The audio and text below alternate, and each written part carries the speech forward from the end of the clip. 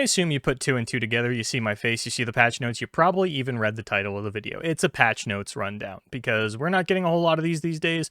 Next one is scheduled for January of 2022, so we're just going to go down and talk about how I feel like this is going to impact the tournament meta specifically, because ladder is a different beast, and I always focus on tournaments, so I'm going to stay in my lane. So, we're kicking things off with champions. Nami is going from 7 spell mana to 8 for the level up condition, so she will no longer be able to come down leveled on turn 4 outside of extraneous circumstances, and that's going to really upset every Nami deck, as you can no longer curve Nami into Fleet Admiral Shelley, because there is a significant difference between playing a leveled versus unleveled Nami, such as unleveled Nami is susceptible to things like Get Excited and Gotcha, and leveled Nami, with a Sunblessed Vigor, can even survive big spells like, Monster Harpoon. And of course, if your Nami is going to die the turn it comes down, you want to be able to just fire off as many spells as possible to get as many buffs as possible. And rather than go through the patch card by card, I figure it makes more sense to lump the nerfs that are coming in conjunction with each other together. So like Sparklefly is going up to 3 mana.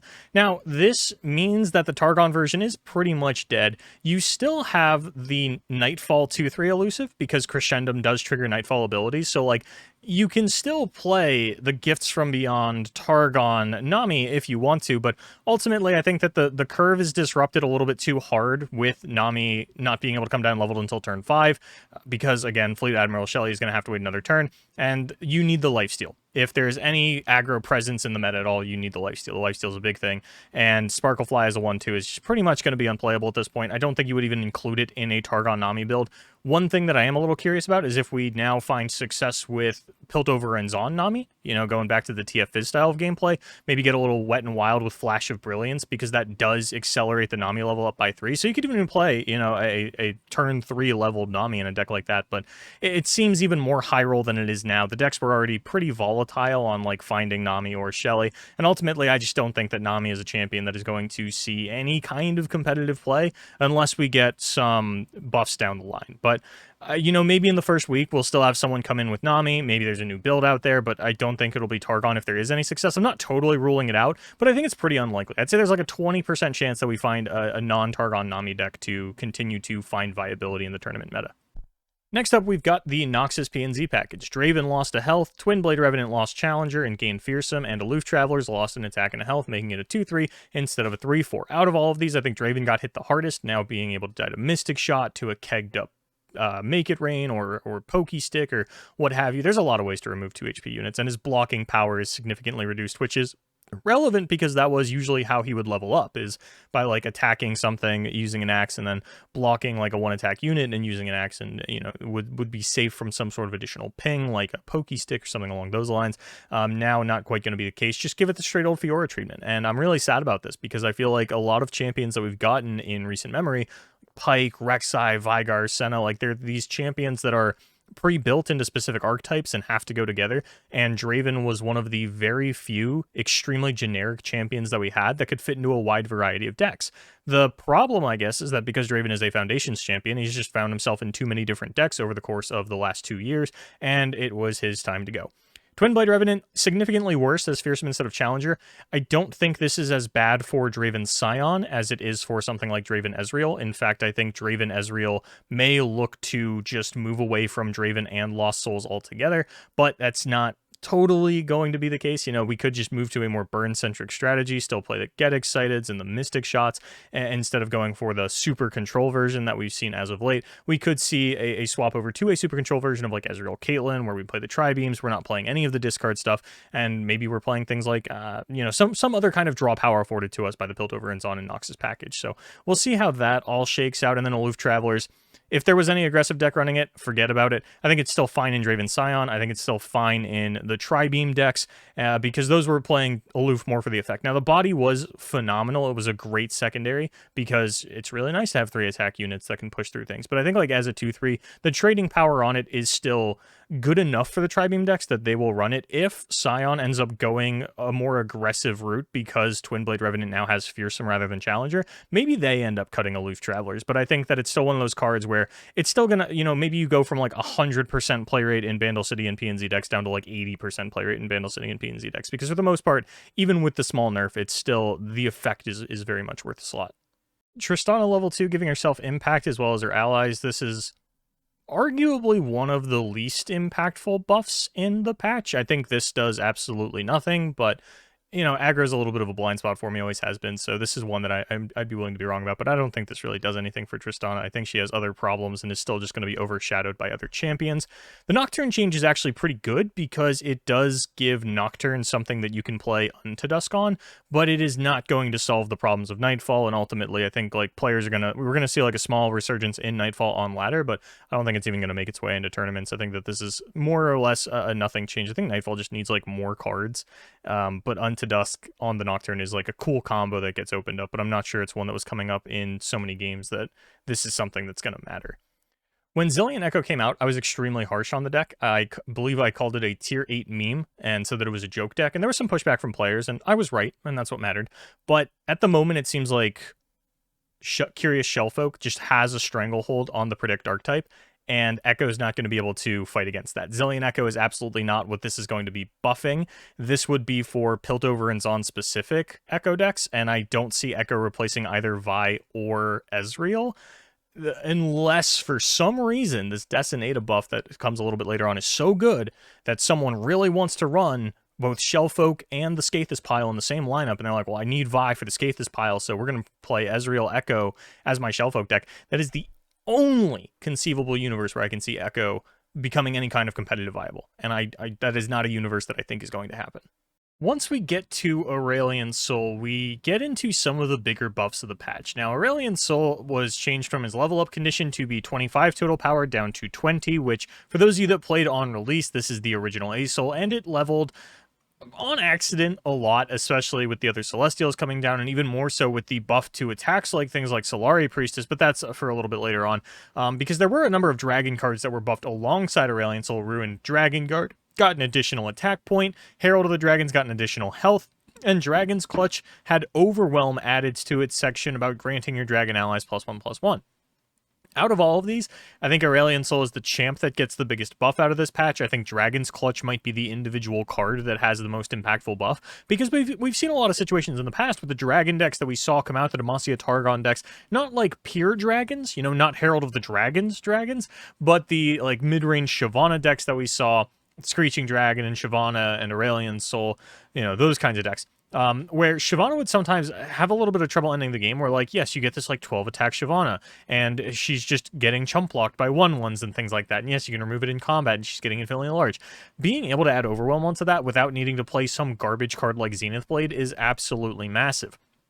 On top of that, even if you're not going the traditional dragon route, which I think is getting a lot stronger from the Herald of the Dragons getting an additional health, so that it no longer makes cards that were previously very bad against dragons, like Pokey Stick and Make It Rain, you know, it kind of gives them a little bit of an out in a matchup like this, where, like, you know, all of a sudden, like, oh yeah, you know, dragons, they're very big, my Make It Rain maybe, like, pops a spell shield. No, it would actually kill Herald of the Dragons. That is no longer the case. That is a massive buff.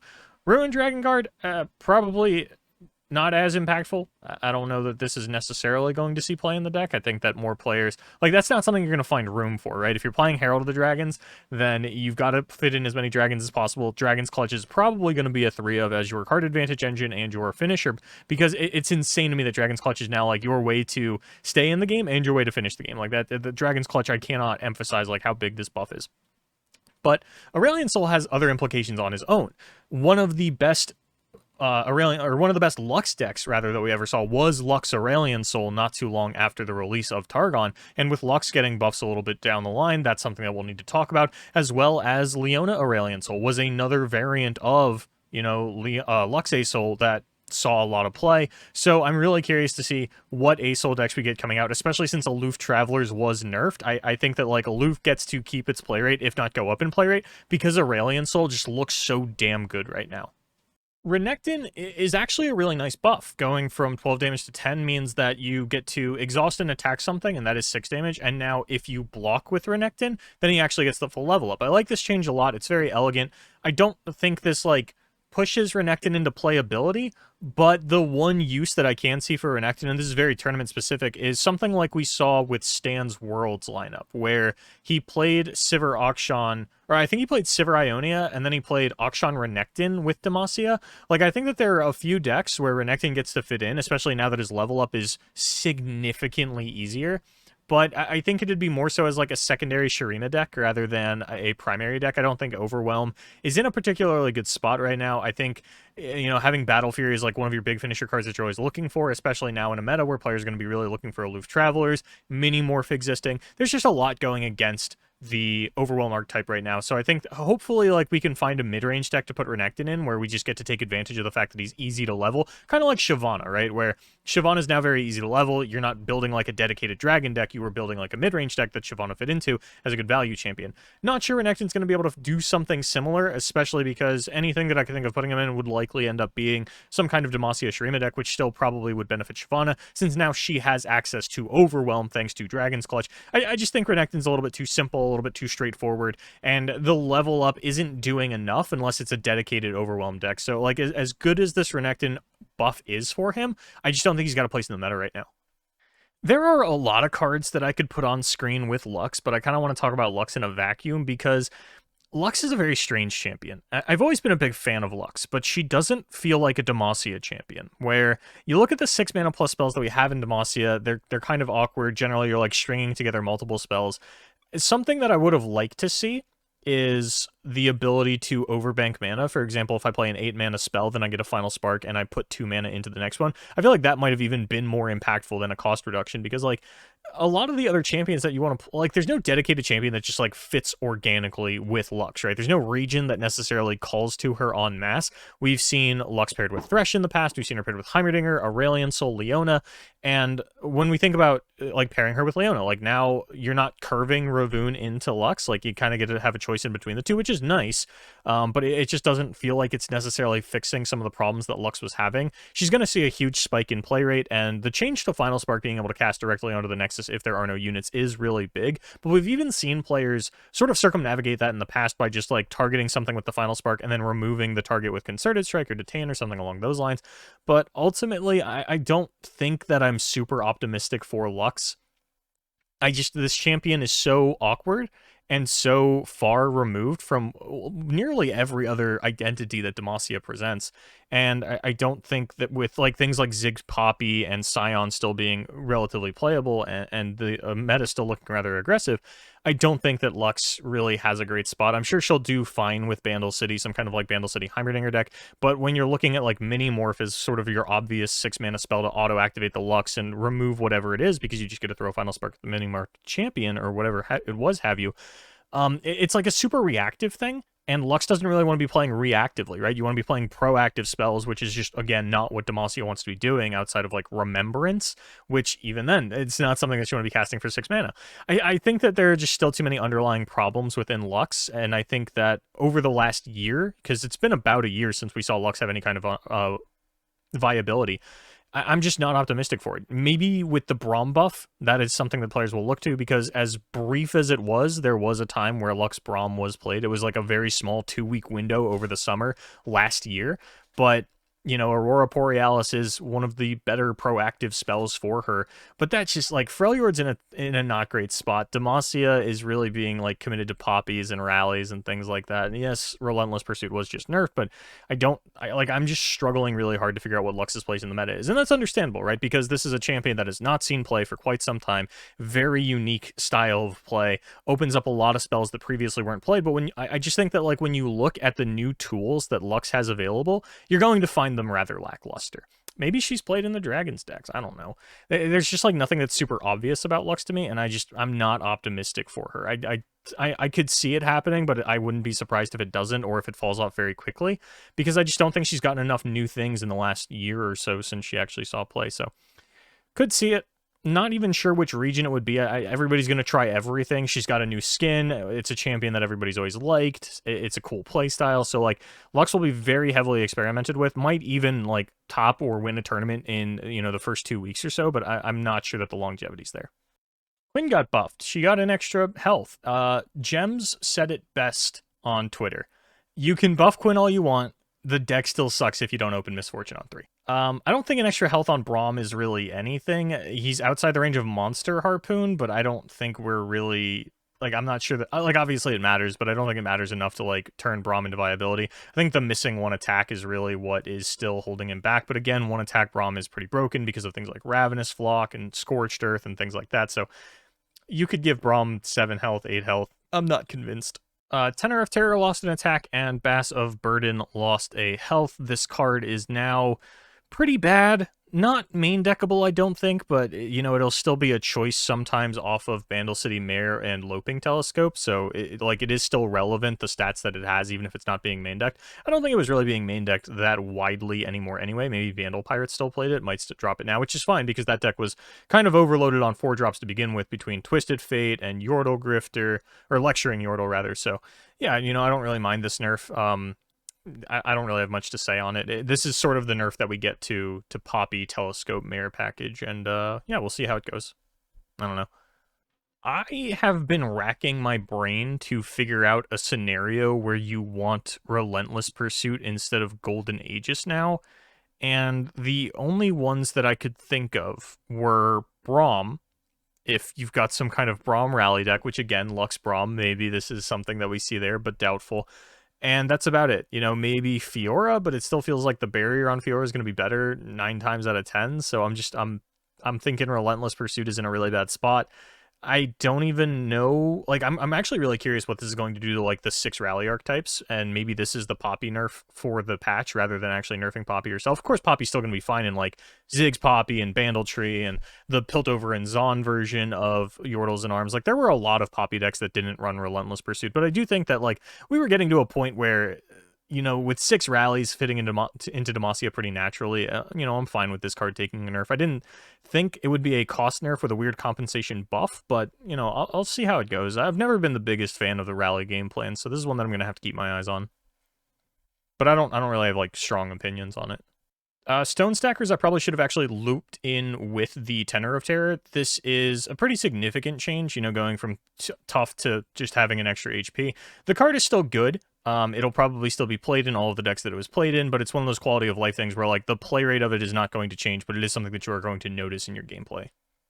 So the Invoke cards also got a little bit of a buff. Moondreamer got an additional health, now up to a 3/6. Lunari Priestess got an additional health, up to a 2/2.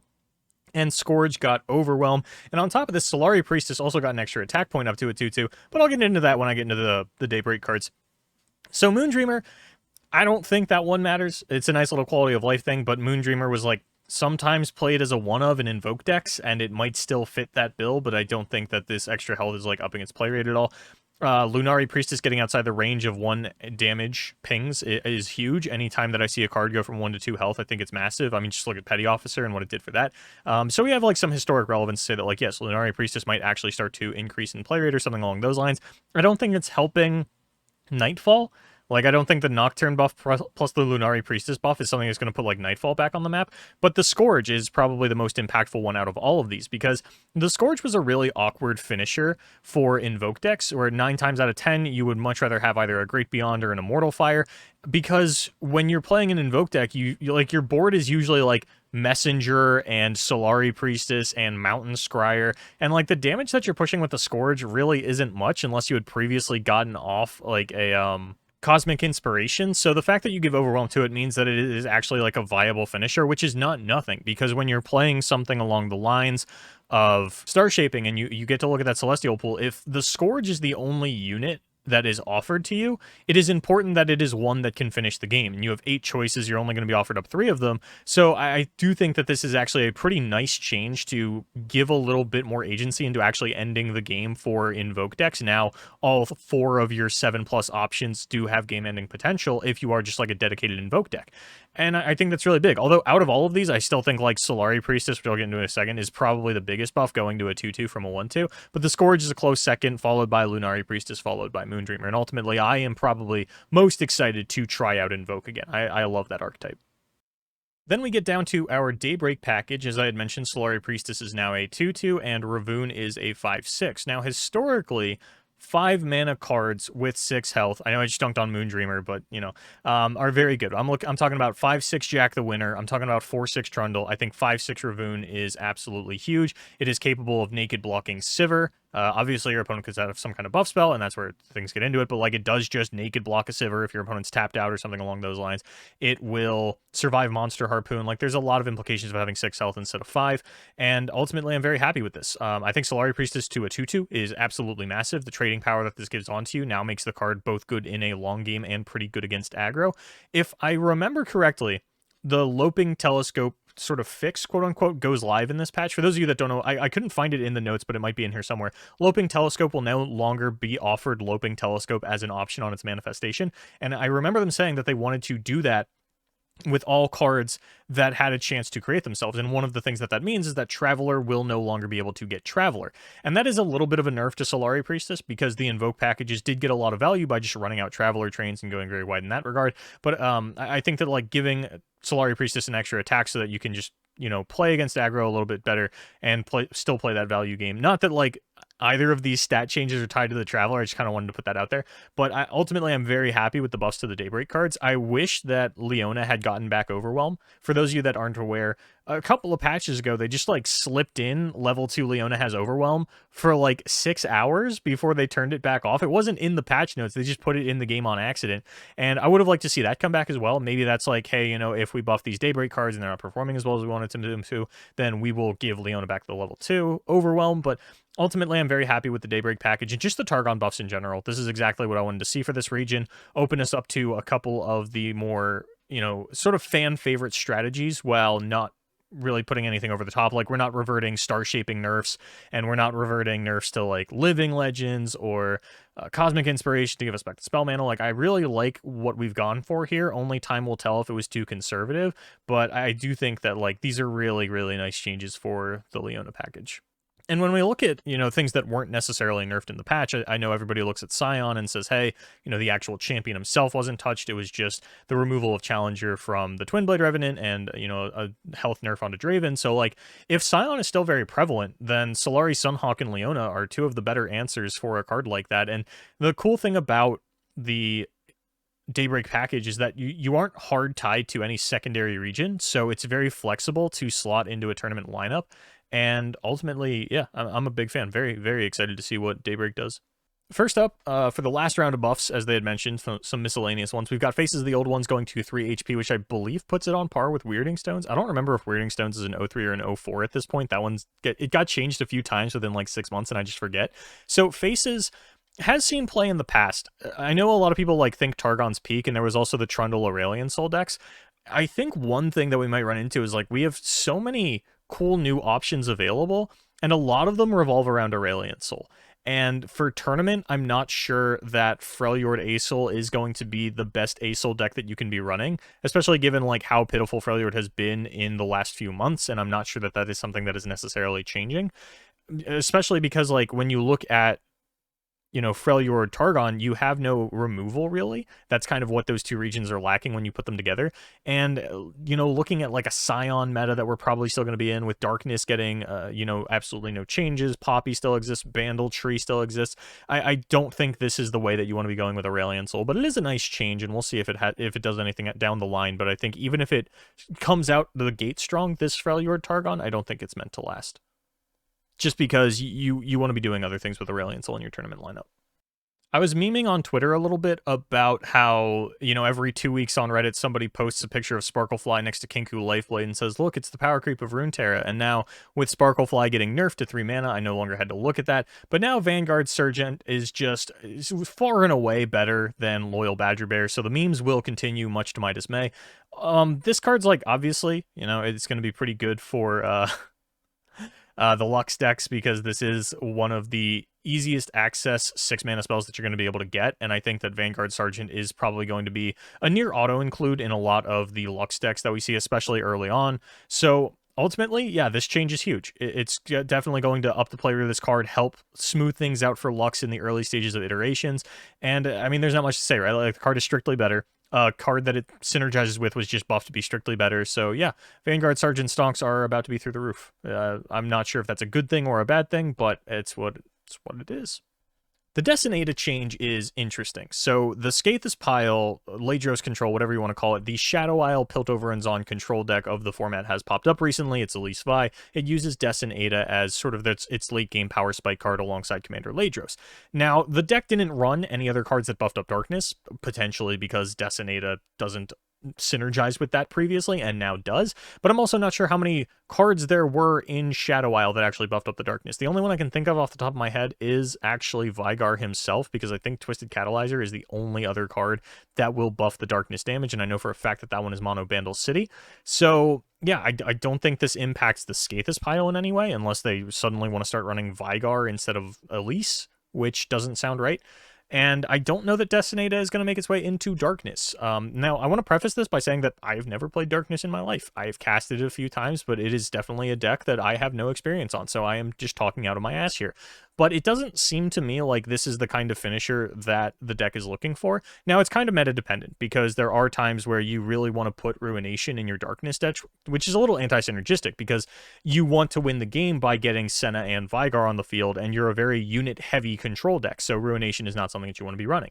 So this one-sided board wipe could be very good. I think it might be like a 1 of, maybe even a 2 of, and it does still have this cool effect where it will protect your other powerful cards from copies of Aloof Travelers, which is not nothing, because I do think that Aloof is still going to be very prominent in the meta. Now, if it's not, maybe Destinata goes down to 1 of, but I do think that with this change being a one-sided board wipe, that yeah, an on-curve Destinata can absolutely swing the course of a game. I don't think it's going up en masse, but I definitely think that it'll start to be included as a 1 of in a fair amount of Darkness decks. At least we'll try it out, right? And we'll see how it feels and go from there. But I think that this might be something that we just land on as like a nice little 1 of for the Darkness deck, so that they just can sweep out your board in the late game and even just kill you with the Destinata. I mean, it's a 7 attack unit. That's pretty big.